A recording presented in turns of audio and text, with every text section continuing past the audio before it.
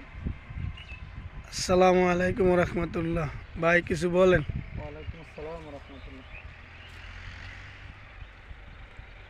আল্লাহ সুবহানাহু ওয়া তাআলা কোরআনুল কারীমে বলছেন, সূরা ইয়াসিনের 65 নম্বর আয়াতে বলছেন, আল ইয়াউমা নাখতিমু আলা আফওয়াহিহিম ওয়া তুকাল্লিমুনা আইদিহিম ওয়া তাশহাদু আরজুলুহুম বিমা কানু ইয়াকসিবুন।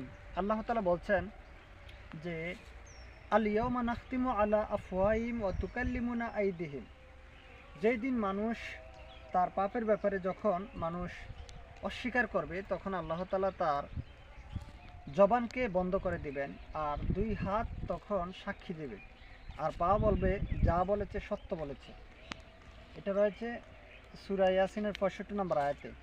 তাই আল্লাহ তাআলা বলছেন, আল ইয়াউমা নাখতিমু আলা আফওয়াহিহিম ওয়া তুকাল্লিমুনা আইদিহিম ওয়া তাশহাদু আরজুলুহুম বিমা কানু ইয়াকসিবুন। আমি জবানকে বলবো জবান যেন বন্ধ হয়ে যায়, অতঃপর তার দুই হাত সাক্ষী দেবে, আর পা বলবে যা বলেছে সত্য বলেছে। সূরা ইয়াসিন 65 নম্বর আয়াত।